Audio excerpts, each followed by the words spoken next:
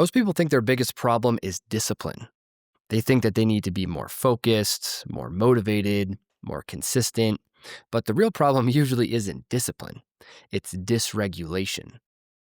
When your nervous system is stuck in survival mode, everything feels urgent. Your mind speeds up, your body tightens, you start reacting to everything instead of actually thinking and responding. And from that state, even really smart people make bad decisions. You overthink things that don't even matter. You snap in conversations you normally handle well. You push harder when what you actually need is just a little bit of space.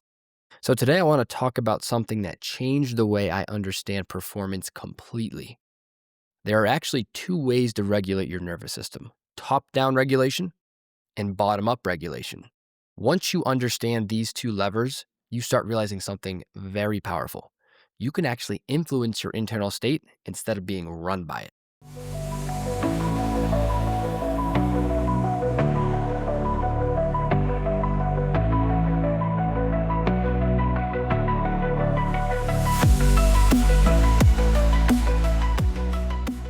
Welcome back to Built for Impact. My name is Jake Burhans, and this is the podcast where inner peace meets high performance and where building your dream life starts from the inside out. Inside the Built framework, we talk a lot about the nervous system, and a lot of the pillars are built on the nervous system. It's one of the biggest foundations of the whole framework, right?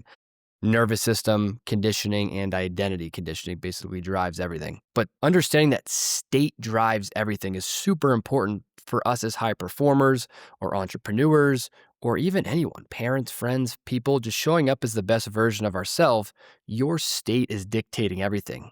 It's driving your perception, which drives your thoughts and your decisions and ultimately your behaviors and your results.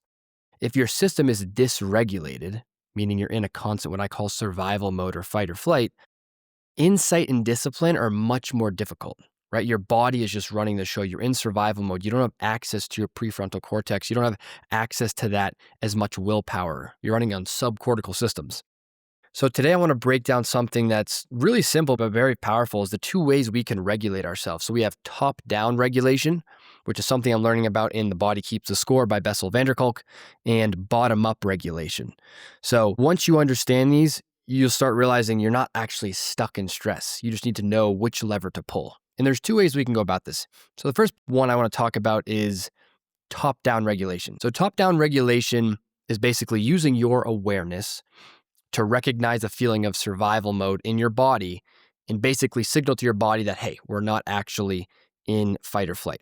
Now, I'm going to hit you with a little bit of anatomy of the brain here. So just to give you some context. So there's a part of the brain called the thalamus. And the thalamus is, you can think about like the cook, okay? They are responsible for taking in all of the sensory information from your sight, from sound, from taste, from touch, from feeling, and determining if you are safe or not.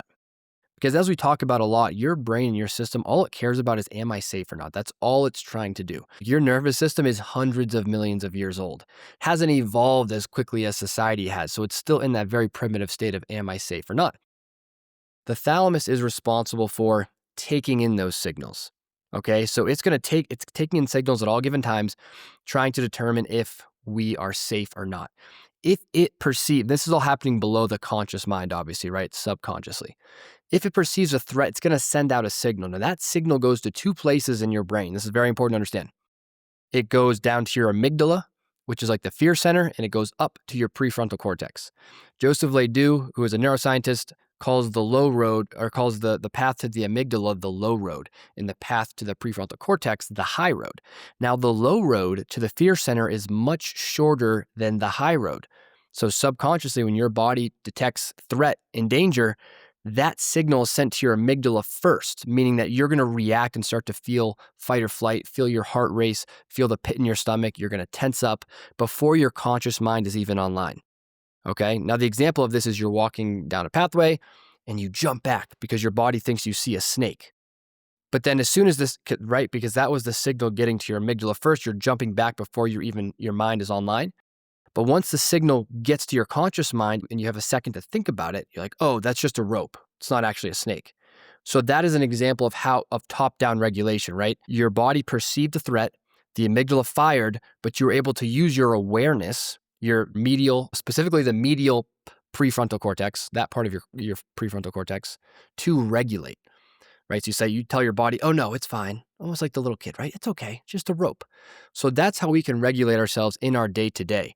And it's super important we want to develop two sorts of skills here with our awareness and top-down regulation. There's metacognition, which is basically thinking about how we think. It's changing our relationship to thought. And we've talked about this a lot before.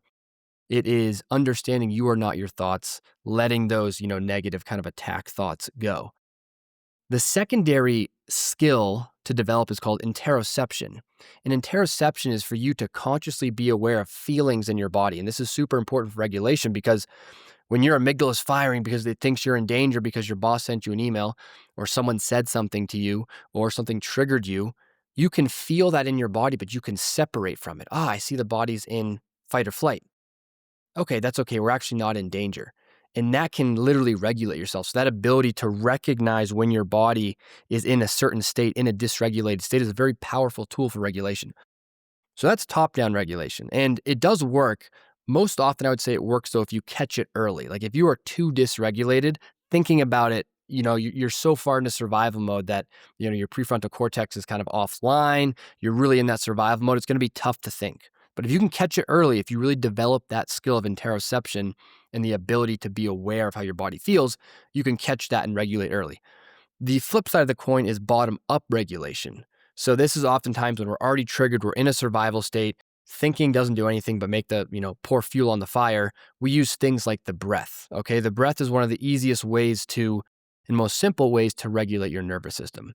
Now, the breath is super powerful because it is one of the only things in the body that is run by the autonomic nervous system, but is also under your conscious control. So if you want to think about visually, like you have your autonomic nervous system on the right, and there's like a little lever, there's a little connecting bar that goes to your breath, right? And there's another connecting bar, which is like your conscious control. So as that autonomic nervous system gets pumping, because there's a lever connected to your breath starts getting really shallow, right? And going quickly. Now, on the other end of that breath is your conscious control. So if you consciously start to slow your breath down, what is that going to do to your autonomic nervous system? Because those two things are linked, as you slow your breath down, you're slowing your autonomic nervous system down, right? And particularly having an exhale that is longer than your inhale. So every time you exhale, you're signaling the parasympathetic. Every time you inhale, you're signaling the sympathetic nervous system or the fight or flight. So we want to make our exhale slightly longer than our inhale. Okay, so maybe you inhale, right? Control for 4 seconds, exhale for 6 seconds. Or you can box breathe, which is 4 seconds in, 4 seconds hold, 4 seconds out, 4 seconds hold. Whatever you need to do to regulate. Some other bottom-up regulation techniques that work really well are just relaxing, right? Because a lot of times when we're in survival, our body's tight. So that's sending a signal of survival to our body. So literally just, again, interoception, being aware of your body. Is your heart racing? Are your shoulders tense? Let's just relax our muscles, right? Relax our jaw, our shoulders. Just take some deep breaths in and literally relax. And the other thing is like the pace of our movement. Are we rushing around, doing this, doing that? Like let's slow our walk down. So relax our muscles, slow our breath down. This is a physiological lever that can take you out of survival mode, out of fight or flight. So regulation is so important because if you're going to operate at the highest level, whether you're in sales or you're an athlete or you're a musician or you're an entrepreneur or you're an executive, when we are in a dysregulated survival state, we don't have access to all of our higher order thinking. We don't have the ability to think creatively and problem solve and detect nuance. Our perception is literally narrowed and distorted. So to show up as your best self, to be the highest performer you can, to be the best leader you can, to be the best parent, the best friend, the best whatever, we need to be in a regulated state so that we have the emotional bandwidth to deal with situations, so we can make the best decisions, so we can execute at our highest capacity. So these are things that you can use in real time. I'm not talking about going and meditating and, if you're in a cave all day long or you're in your room all day long, yeah, it's easy to be regulated, but how do you be regulated in the heat of battle? You use top-down regulation or bottom-up regulation. And these are muscles you develop. Just like you go to the gym and lift weights to get your biceps bigger or your legs bigger or, your chest bigger, whatever it is, every time that you are being aware of your thoughts or you're being aware of a feeling in your body, interoception, right? Or you are using your awareness to regulate or you're using your breath to regulate, that's a skill. And the more you do it, the more that becomes an ingrained pattern neurologically in your brain, and the easier to become to do it going forward. So we want to begin to fire new neurons in new ways, build these new synaptic connections of being aware of our body when it's in survival and learning to regulate. Understanding, well, Jake, I don't have time to regulate. I got to do this, that, and the other. It's like, you don't have time not to regulate.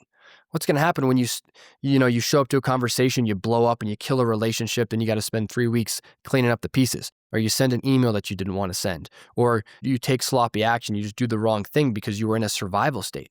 It is your responsibility to be regulated at all given times, especially if you are an entrepreneur or a leader.